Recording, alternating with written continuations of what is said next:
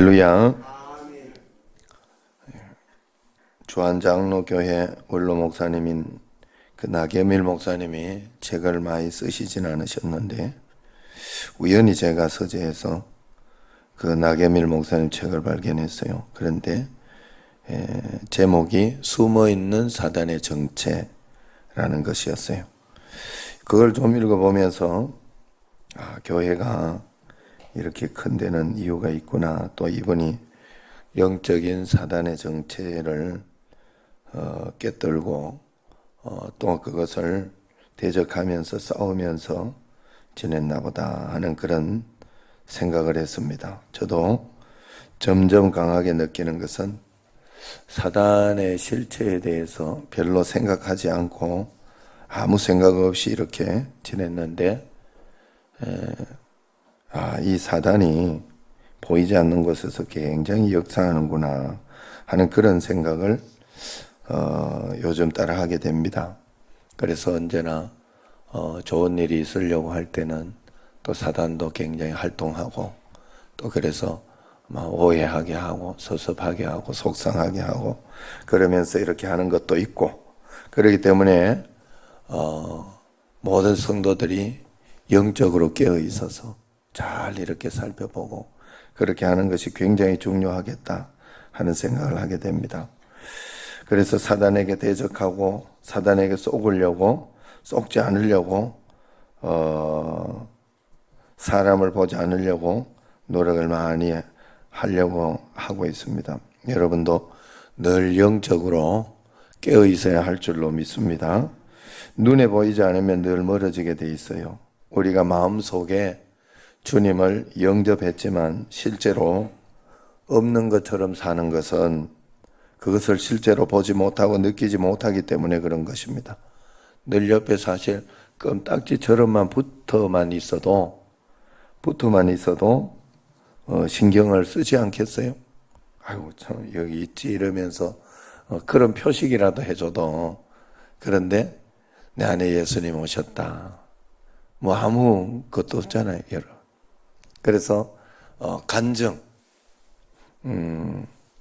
대부분 우연이라고 생각하는 그 간증들, 이런 간증이 계속 자주 되어지면 우연이 안 되는 거예요. 이게 간증이 되는 거예요. 여러분, 대부분 사람들이 이렇게 귀한 일들, 또 생각지 않던 일들, 그런 일들이 많이 일어나도 우연이라고 생각하는데, 그 우연이라는 것이 한 번, 두 번, 세 번 이렇게 경험되어지면 그건 간증이 되는 겁니다. 그래서 우리가 늘 하나님 앞에서 깨어 있어야 돼요. 오늘 12절 말씀, 밤이 깊고 낮이 가까웠으니 그러므로 우리가 어둠의 일을 벗고 빛의 갑옷을 입자, 그렇게 이야기를 합니다. 신앙생활은 낮과 같이 하는 거예요. 떳떳하게 하는 거예요. 어둠에서 뒷공무니에서 하는 것이 아니다 하는 거예요. 내가 생각하기에 찝찝하고 정당하지 못하고 그렇다면 주님이 원하시지 않은 것이 않을 가망성이 굉장히 많아요. 그래서 언제나 우리가 다시 생각하면서 사랑하는 마음으로 그것을 다시 돌이켜볼 때 그것이 주의 뜻이다 하는 것이 굉장히 많습니다. 어둠의 일을 벗고 빛의 갑옷을 입어라, 그렇게 이야기합니다. 갑옷이니까 전투적인 그 무엇을 상징하지 않겠어요? 그럼 매일매일 사단과 싸우고 악의 어떤 세력과 싸운다 하는 마음으로 그 빛의 갑옷을 입어내야 된다. 할렐루야. 그럼 빛의 갑옷은 어떤 것이냐?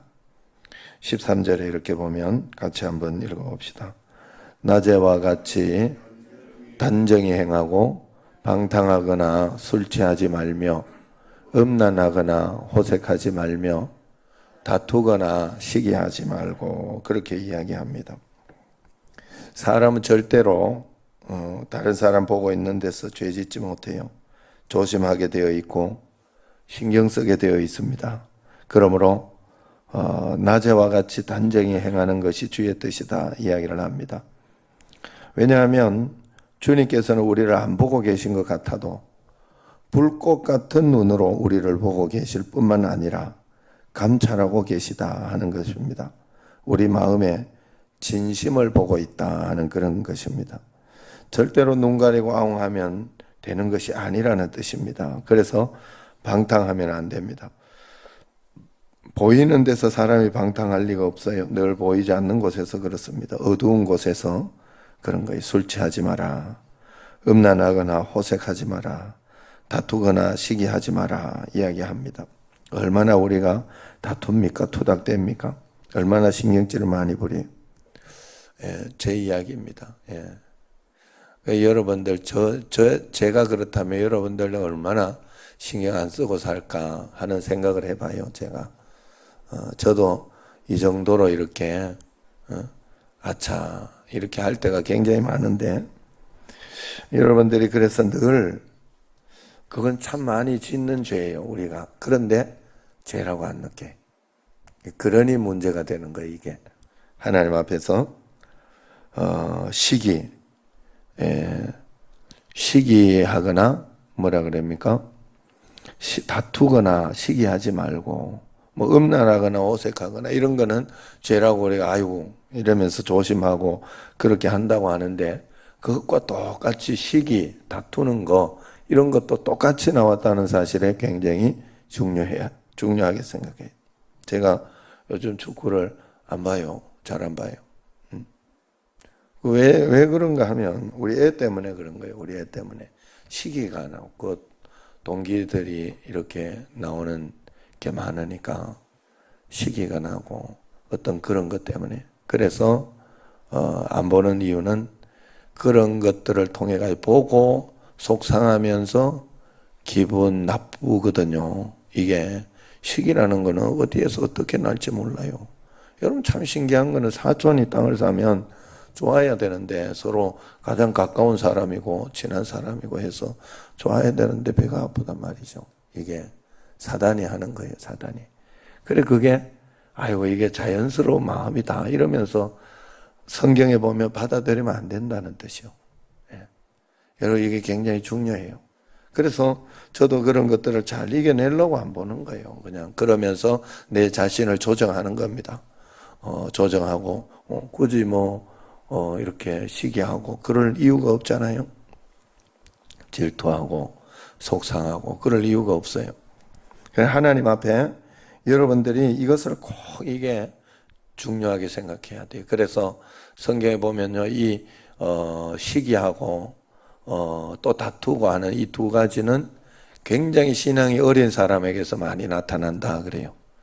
신앙이 어린 사람들이 이것을 잘 모르고 굉장히 여기에 대해서 그대로 반응한다 이야기를 합니다. 내가 이런 것에 대해서 그대로 반응이 나타날 때는 아직 신앙이 좀 어린가 보다. 하나님 저로 하여금 이겨내게 해달라고, 승리하게 해달라고 꼭 기도해야 할 줄로 믿습니다. 여러분 꼭 그렇게 해야 돼요. 그래서 14절 말씀 보면 같이 한번 읽어봅시다. 오직 주 예수 그리스도로 옷 입고 정욕을 위하여 육신의 일을 도모하지 마라. 오직 주 예수 그리스도로 옷 입으라 이야기합니다. 매일매일 예수 그리스도로 옷 입어 보십시오. 예수님의 마음 자꾸 깐깐하고 복잡하게 하지 말고 예수님의 마음을 품어 보십시오.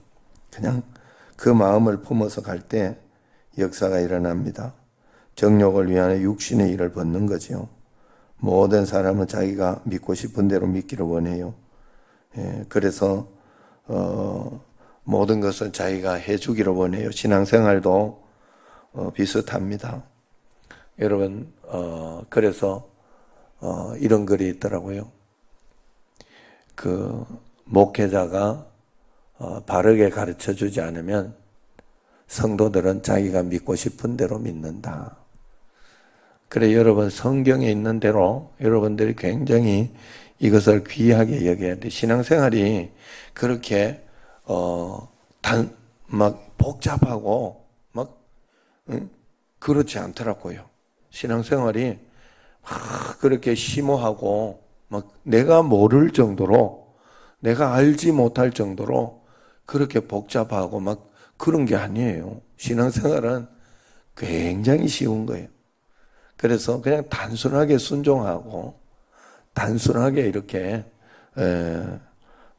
다투지 않고 시기하지 않고 이 정도는 누구나 할 수 있잖아요. 이게 왜냐하면 이 본성적으로 또 이거는 아닌 것 같은데 하는 그런 생각이 들거든요. 사람은 기본적으로 그 정도는 판단할 수 있거든요. 배운 사람이라 그러면 그저 지금까지 이렇게 살아온 사람이라 그러면 사람과 사람 사이의 관계 이런 것들에 있어서 그런데 이 신앙이 그것을 별로 벗어나지 않아요. 신앙은 그저 삶이에요. 내가 살아가는 다른 사람과의 관계예요. 그래 여러분들이 그래서 그런 관계 속에서 내가 예수 그리스도가 될 수가 없어요. 그렇지만 예수 그리스도로 옷 입으라. 주님께서 말씀하시고 이야기하신 주님의 뜻 가운데 이렇게 살아가는 그 예수 그리스도로 옷 입는 것 이것은 우리가 해야 된다 하는 거예요. 그래서 그것은 정욕을 위하는 육신의 일을 벗는 것이다.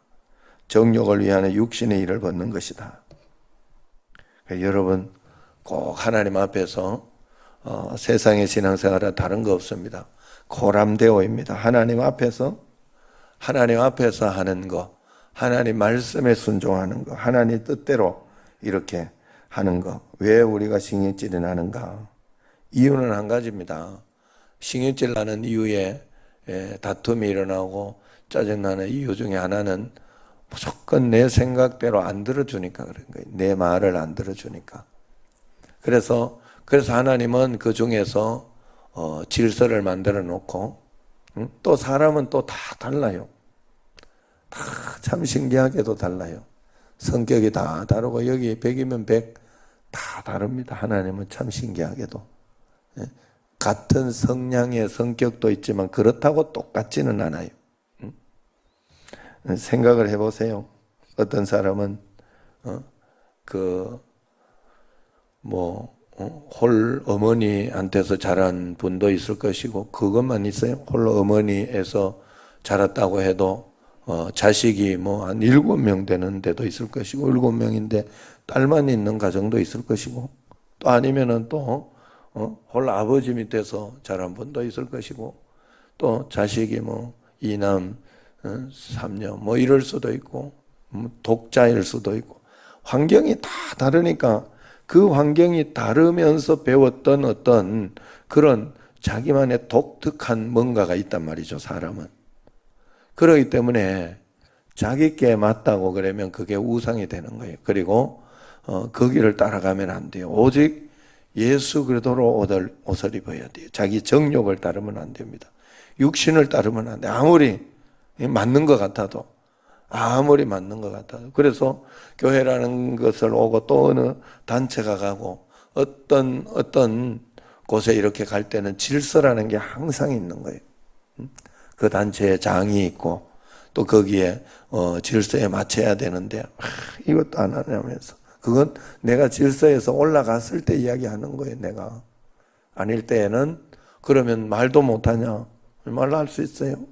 그럴 때는 간절한 마음으로 좋은 마음으로 권유하고 사장님께 권유해보고 이야기해보고 안 되면 할 수 없는 거죠. 그 질서를 꼭 따라야 돼. 그리고 정 안 되면 이렇게 비폭력적인 그런 방법으로 이렇게 또 의견을 제시해보고 그래야 되는 거예요. 여러분들이 언제나 어떤 것이 주의 뜻일까? 내 생각대로 안 하려고 굉장히 하나님 앞에 기도하면서 나아가야 됩니다. 늘 주의 마음을 품으려고 해요. 그냥 옷 입는 거예요. 내가 완벽하게 바뀌거나 그렇게 하진 않지만 중요한 것은 주의 말씀대로 한번 살아보려고 정말로 애를 쓰고 노력할 때 주님은 우리와 함께 계시니 늘 우리를 도와주시는 거예요. 늘 말씀드리잖아요. 늘 말씀드리는 게 뭔가 하면 우리가 하나의 성령의 열매를 입을 때에는 성령의 열매가 맺힐 때에는 그냥 우리가 예수님 믿었고 이렇게 했다고 성령의 열매가 저절로 우리에게 맺혀지지 않습니다. 항상 여러분들이 그 말씀을 다 깨닫고 성령의 열매가 뭐예요? 사랑, 희락, 화평, 오래 참음, 자비, 양선, 중성, 온유, 절제 이렇게 있으면 그런 것을 통해 가지고 내가 먼저 사랑하려고 할 때 진짜 하나님이 또 도와주셔요. 같이. 내가 인내하려고 할 때 진짜 인내가 와요. 처음부터 왜 이런 일이 있냐고, 그래서 그런 일이 있기 때문에 내가 인내하는 거예요.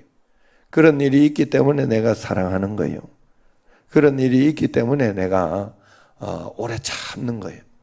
그러면 진짜 하나님의 역사가, 또 하나님이 우리와 함께 계시다는 것은 하나님이 나에게 저절로 모든 것을 다 해주겠다 하는 게 아니에요. 여러분들이 기도하고 이 새벽에도 새벽 기도 나와서 애를 쓰고 노력하는 이유는 뭡니까?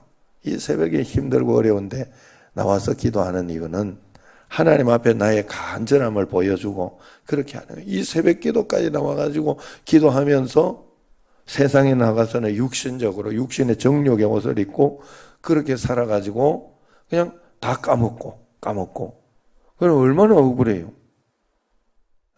우리가 그런 억울한 삶을 살아서는 안 돼. 언제나 하나님 앞에서. 그래서 오늘 기도한 만큼 하나님 더 큰 축복과 은혜, 권능으로 주님 지켜주시고 역사해달라고 늘 하나님 앞에 가까이 나아가시기를 바랍니다. 그래서 하나님 앞에 그 축복과 은총으로 밤이 깊고 낮이 가까웠다 했습니다. 이제 어둠의 일을 벗고 빛의 갑옷, 낮에와 같이 단정히 행하는 그 빛의 갑옷을 입으면서 매일매일 살아내는 최선을 다하는 여러분과 저가 되기를 주의 이름으로 축원합니다. 기도하겠습니다.